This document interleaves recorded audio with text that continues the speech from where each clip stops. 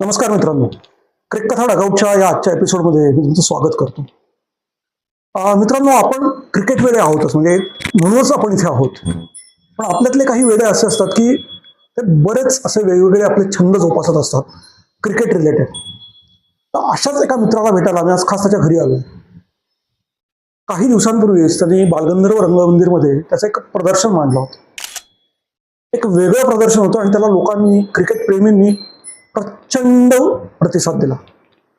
अत्यंत गाजलेलं हे एक प्रदर्शन होतं आणि तिथेच त्याची माझी पहिली भेट झाली. मुद्दाम त्याला भेटायला आलोय आणि त्याच्या या छंदाविषयी जाणून घ्यायला आलोय. तो छंद काय आहे, तो मित्र कोण आहे, तुम्हाला कळणारच आहे. मी आज आलोय ते पराग किणीकरच्या घरी. बघूया काय आहे त्याचा छंद. सो मित्रांनो नमस्कार. मी जसं म्हटलं, मी आज आलोय पराग किणीकरच्या घरी. पराग आपल्याबरोबर इथे. पराग, हॅलो. नमस्कार. काय म्हणतोयस? बस मस्त. मी म्हटलं होतं तसं की एक वेगळा छंद जोपासलाय अशा ह्या परागकडे मी आलोय. आणि हा त्याचा छंद काय आहे, क्रिकेटचं त्याचं नातं काय आहे हे जाणून घ्यायचा एक थोडासा प्रयत्न आहे. मला थोडीशी आयडिया आली असावी. हा त्याचा छंद आहे. म्हणजे दिसतं ना, पेपर कटिंग्स केली त्यांनी. हा त्याचा छंद आहे. आणि एक दोन नाही, अशी अनेक, काय म्हणतात त्याला, कार्डशीटवर कार्डशीट्स, फोटो सगळे चिटकवलेत. अशा अनेक कार्डशीट्स त्याच्याकडे आहेत. आणि त्यांनी काही दिवसांपूर्वीच आता बालगंधर्वच्या आर्ट गॅलरीमध्ये एक सुंदर प्रदर्शन भरवलं होतं, ज्याच्यामध्ये अशी वेगवेगळी कार्डशीट्स होती आणि क्रिकेट रिलेटेड फोटोज होते. बरोबर बरोबर. सो पराग, सगळ्यात आधी तर तुझ्याबद्दल थोडंसं सांगा मला. मी प्रॉपर तसा नाशिकचा. ओके. शिक्षण वगैरे नाशिकला झालं. नंतर कॉलेजच्या निमित्ताने आणि जॉबसाठी म्हणून पुण्यात सेटल झालो. पण क्रिकेटची आवड म्हणाल तर क्रिकेटची आवड आधीपासून आहे. म्हणजे लहानपणापासूनच क्रिकेटची आवड आहे. बर घरात आई वडील ताई सगळ्यांनाच क्रिकेटची आवड आहे, त्यामुळे ऑटोमॅटिक माझ्या अंगात ते आलंच आहे. बर. आणि योगायोग म्हणा किंवा काही म्हणा, 83चा वर्ल्ड कप भारताने जिंकला त्याच वर्षीचा माझा जन्म आहे. ओके. त्यामुळे कदाचित ते जन्मापासूनच असावं. त्यामुळे क्रिकेटची आवड आहे आधीपासून. पण 83 साली ज्या मुलांचे जन्म झाले त्यातल्या 90% मुलांचं नाव कपिल ठेवलं होतं. ते कदाचित नाही झालेलं. हरकत नाही. बर. सो ही क्रिकेटची आवड ती प्रत्येक मुलात असते. बरोबर. आपल्याकडे प्रत्येक जण गल्लीबोळात खेळत असतो. त्यातल्या पुढे जाऊन काही शाळा कॉलेजसाठी खेळतात, काही क्लबसाठी खेळतात, काही रणजी ट्रॉफीपर्यंत जातात, अगदी थोडे असतात जे इंटरनॅशनल क्रिकेट खेळतात. यातलं तू काही फारसं केलं नाहीस, म्हणजे गल्ली क्रिकेट आपण सगळेच खेळतो. हो हो बरोबर. पण मग हा क्रिकेटच्या कात्रणं जमवायची किंवा ती चित्र जमवायची आणि ते पॅकेट्सवर, कार्डबोर्ड्सवर त्याचं ती लावून ठेवायची, हा छंद कसा काय सुरू झाला आणि कधीपासून सुरू झाला? साधारण सांगता येईल मला 1996चा वर्ल्ड कप जेव्हा सुरू झाला, विल्स वर्ल्ड कप होता, त्यावेळेला असं पेपर मधला फोटो बघून वाटलं होतं की हा कट करून आपण एखाद्या डायरीत लावावा का, कारण छान वाटला. म्हणजे फोटो, अरे वा काहीतरी रंगीत रंगीत फोटो आलाय, म्हणून तो कट करून एका माझ्या वहीत सुरुवातीला मी लावला रजिस्टरमध्ये. ओके. दिसायला बघायला मला ते छान वाटलं की अरे वा हे चांगलं वाटतंय. मग रोज एक एक फोटो येतात म्हणल्यानंतर मग मी म्हटलं आपण वहीत चिटकवायला सुरुवात केली. त्यामुळे मग एक माझी वही बनवली सुरुवातीला आणि एक एकदम बेसिक फोटोनी सुरुवात केली की कसं असू शकेल म्हणून. म्हणजे अगदी खरं सांगायचं तर हे बघा, इथे हे फक्त त्यांचे इंट्रोडक्शन आहे, ह्याच्यात काहीही नाही, ब्लॅक अँड व्हाईट फोटोज आहेत. बरं. 96ची टीम आहे का? टीम आहे ही फक्त. तर ते टीमचे फक्त फोटो की हे खेळाडू यांची नावं, इथून सुरुवात बेसिक. ओके. बर. साधारण वयाच्या 12व्या-13व्या वर्षीपासून हो हो हो सुरू झालेला छंद आहे. हो. मग हळूहळू वर्ल्ड कप असल्याने रोज फोटो यायचे, मग ते फोटो एक एक चिटकवायला सुरुवात केली त्याच्यामध्ये रजिस्टरमध्ये. मग ते थोडंसं वाढत गेलं, रजिस्टर फुल झालं म्हणल्यानंतर म्हणलं आता डायरेक्ट चिटकू, म्हणजे पुढच्या एका वहीत आपल्याला चिटकवायला पाहिजे. असं करत करत 2 डायऱ्या अजून तयार झाल्या माझ्या. पण नंतर लक्षात आलं की डायरी जर मी चिटकवत बसलो तर ते कोणाला मला डिस्प्ले करता येणार नाही, कारण मग प्रत्येकाला डायरी बघायला लागेल. म्हणून मग डोक्यात होतं की आपण काहीतरी वेगळी आयडिया केली पाहिजे. बरं. असं म्हणून मग साधारण तू कार्डबोर्डवर आलास? मी कार्डबोर्डवर खूप उशिरा आलो तरी तुलनेने. म्हणजे नुसतं कट करून ठेवत? फक्त मी कट करून ठेवत होतो. म्हणजे मी हे ज्या वेळेला चिटकून झाले साधारण 97-98 पर्यंत असतील, मग 99च्या वर्ल्ड कप किंवा जे असतील ते त्यावेळेला मी चिटकवतच नव्हतो. मी फक्त ते कट करून माझ्याकडे ठेवून द्यायचो. नॉर्मल न्यूजपेपरच्या घडीमध्ये फोटो कट करायचा, त्याच्या मागे तारीख लिहायची आणि ते ठेवून द्यायचं. आणि ते फोटो कुठल्या प्रसंगाचा आहे त्याचा काही उल्लेख असायचा? काहीच उल्लेख नाही त्याचा, फक्त खालची माहिती जी पेपरला येईल तेवढीच. आणि त्याची तारीख मात्र, की कुठल्या दिवशी तो पेपरमध्ये आला, ओके. तेवढं लिहून मी फक्त ठेवून द्यायचो ते कात्रण. वा, मस्त. आणि या पद्धतीने फक्त ते कात्रण ठेवत गेलो, त्यात काहीच केलं नाही. म्हणजे जवळजवळ मला वाटतं मी पुण्यात येईपर्यंत 2003-04 पर्यंत मी त्याला काहीही हात लावला नाही. बरं. त्यामुळे ते तशीच होते. ओके. तुम्हाला आठवत असेल म्हणजे आपण लहान असताना आपल्या प्रत्येकाच्या बेडरूम मध्ये किंवा कपाटावर असं एक कपिल देवचं पोस्टर असायचं, सपात्नीचं पोस्टर असायचं, सचिनचं असायचं. प्रत्येकाचं जे कोण दैवत असेल त्याचं एक ते पोस्टर लावलेलं असायचं. बहुतेक वेळेला तो वर्तमानपत्रातला किंवा षटकार सारख्या मॅगझिन मधला तो फोटो असायचा जो आपण जतन करून ठेवायचो आणि आपल्यासाठी ते एक आयडॉल्स असायचं. येस. सो तीच एक स्टोरी कुठेतरी मला या सगळ्या तुझ्या फोटोजच्या मध्ये दिसते. हा, म्हणजे शाळेपासून माझा म्हणजे सगळ्यात लहानपणापासून आवडता खेळाडू होता अझरुद्दीन. ओके. त्यामुळे त्यावेळेला अशी क्रेज होती की नाशिकमध्ये मिळत नाही, तर मी माझ्या मावशीला पुण्यात सांगितलं होतं की मला अझरुद्दीनचं एखादं पोस्टर मिळालं तर आणून दे. बरं. अनफॉर्च्युनेटली ते मिळालं नाही मला, पण त्यामुळे ते नव्हतं. पण माझ्याकडे फोटो असे घरात साधारण लावले होते मी. अझरुद्दीन असेल किंवा तेंडुलकर असेल, जडेजा असेल, रॉबिन सिंग असेल, त्यावेळेचे जे 99चे फेमस होते सगळ्यांचे साधारण फोटो लावले होते घरामध्ये. ओके. आणि मग नंतर असं झालं की नाही, म्हणजे आता पोस्टर तर मिळत नाहीये, आपण निदान त्यांचे फोटो कट तरी करून ठेवूया. ओके. म्हणून मग ते कटिंग आपलं कंटिन्यू ठेवलं होतं. सो रोजचे वर्तमानपत्रात येणारे रोजचे, हो, कट करणे हो, हा उद्योग होता. हो. त्याचबरोबर काही मग असं कधी व्हायचं की एखाद दुसरं मॅगझिन विकत घ्यायचं माहितीसाठी म्हणून, आणि मग त्यातले फोटो कट करायचे. मग त्यात स्पोर्ट्स स्टार असेल, षटकार असेल, क्रिकेट सम्राट असेल, करेक्ट, ते सगळे वापरून मग त्यातले पण काही काही फोटो कट केले. ओके.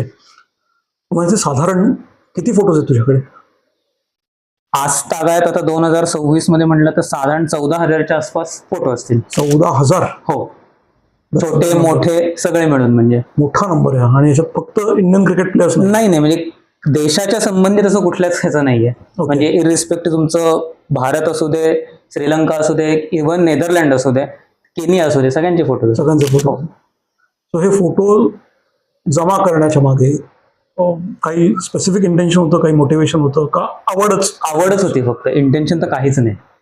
म्हणजे फक्त अशी आवड की हे ठेवायचे आणि हे बघायला छान वाटतं. म्हणजे असं कधी कधी व्हायचं की ते फोटो मी शनिवार रविवार सुट्टी असली की असं घरात मांडून ठेवायचे आणि बघत बसायचे, छान वाटतं. हे सुद्धा केले, त्याचे पण काही मी फोटो काढून ठेवले होते की सगळे फोटो मांडल्यानंतर कसं दिसतं.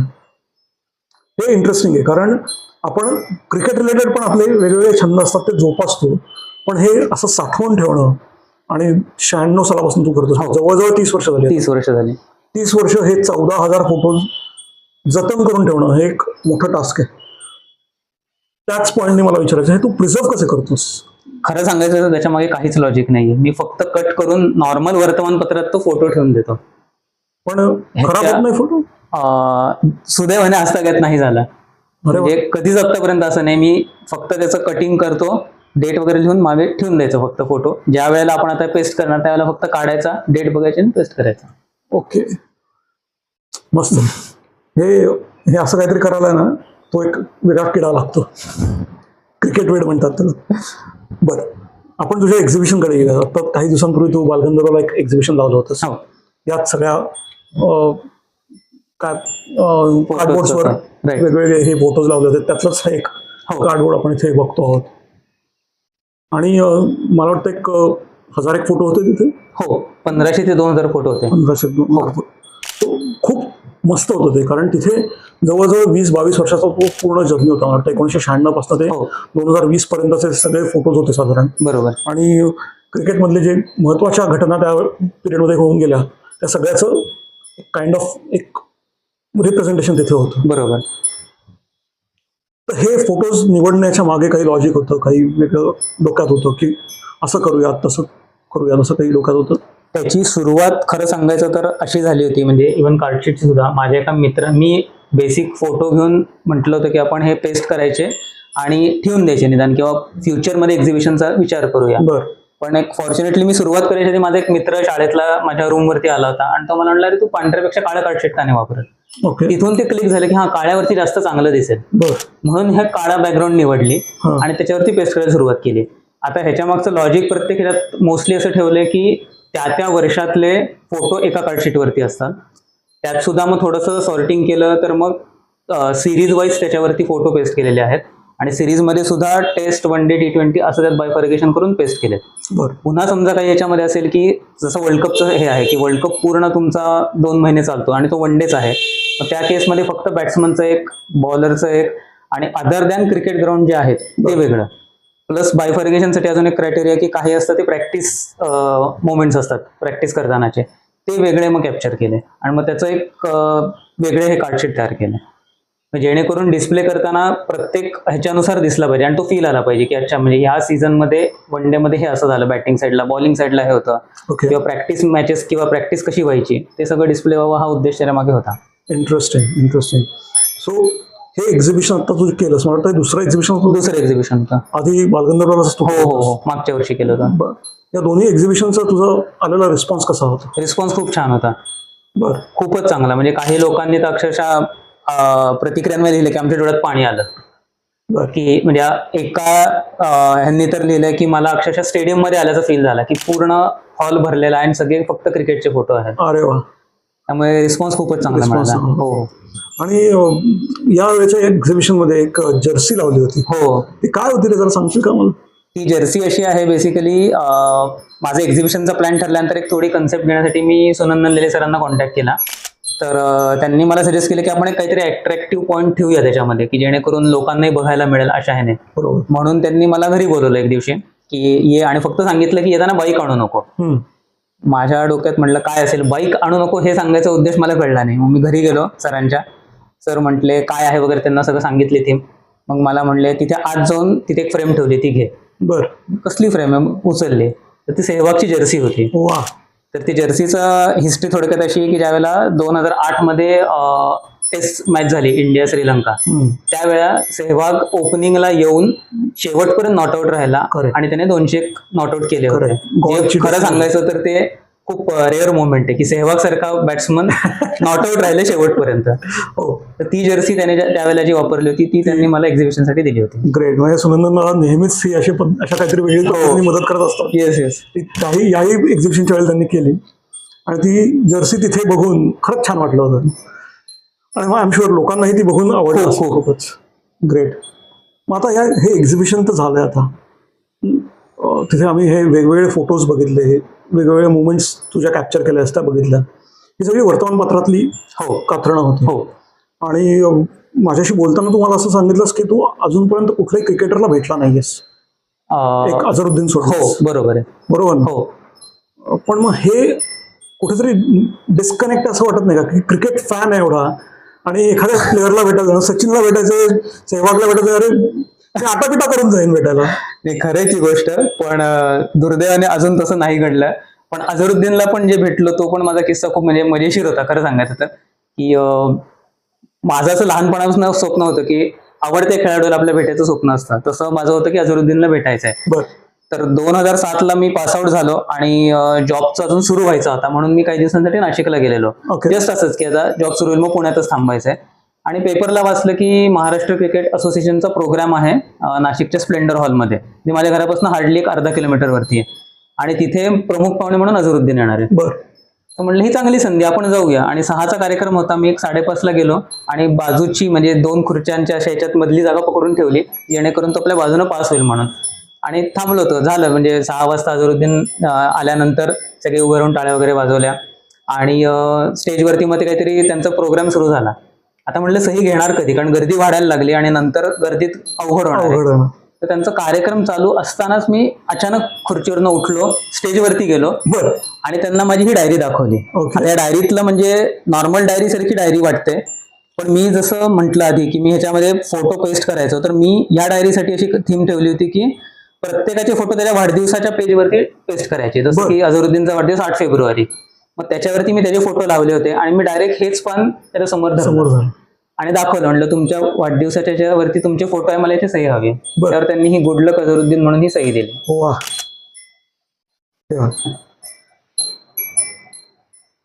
हे मस्त आहे. असे उद्योग करायला क्रिकेट प्रेमीला नक्की हो. मस्त. आणि आता पुढचं स्वप्न म्हणाल तर आता खरं तर राहुल द्रविडला भेटायची खूप इच्छा आहे. सो राहुल द्रविड सर, तुम्ही हे बघत असाल तर प्लीज, आपला मित्र आहे, त्याला भेटायचं, मलाही भेटायचं. सो हे आपण असे क्रिकेट वेडे असतो आणि या खेळासाठी ज्या खेळाने आपल्याला एवढा आनंद दिलाय त्याच्यासाठी आपण असे वेगवेगळे उद्योग करत असतो. हा एक आपल्या पॅशनचा भाग असतो. सो परागचं हे जे पॅशन आहे हे त्यांनी नुसतंच स्वतःपुरतं ठेवलं नाही, तर त्याचं एक्झिबिशन करून लोकांपर्यंत तो पोहोचलाय. लोकांना तो एक इतिहास, ते एक नॉस्टॅल्जिक फिलिंग देण्याचा त्यांनी प्रयत्न केला. आणि त्यांनी जसं सांगितलं आता, अनेक लोक तिथे त्या एक्झिबिशनला येऊन गेले. म्हणजे मी त्या दिवशी गेलो होतो तर अनेक लोक तिथे होते आणि आठवणी काढून काढून त्या मोमेंट्सच्या प्रत्येकजण दुसऱ्याला काहीतरी सांगत होता. एक्झॅक्टली. हे जर आहे, आपण म्हणतो क्रिकेट हा धर्म आहे, तो धर्म कसा आहे ना, तो हा असा आहे की या आठवणी आपण लोकांमध्ये सांगत जातो आणि त्या खेळाशी, त्या आठवणीशी, त्या प्लेयरशी आपण कुठेतरी स्वतःला रिलेट करतो. सो या अशा आठवणी परागने जपून ठेवल्यात. 1-2 नाही तर 14,000 आठवणी आहेत आणि आय एम शुअर येणाऱ्या काळात ते आणखीन वाढत जाणार आहे, कारण हे काही थांबत नाही. हे क्रिकेट वेडे असतात ना, हे वेडेच असतात. सो असा एक हा आपला क्रिकेट वेडा मित्र पराग आणि त्याचा हा एक छंद, हे एक खूप भारी आहे. आणि एक क्रिकेट प्रेमी म्हणून परागबरोबर गप्पा मारणं हे खरंच आनंददायी आहे. सो पराग, या सगळ्या, मी शेवटाकडे येतो, या सगळ्या तुझ्या फोटोजमधला किंवा कात्रणांमधला तुझ्या अगदी क्लोज असलेलं काय? खरं सांगायचं तर मला ते निवडणं खूप अवघड आहे.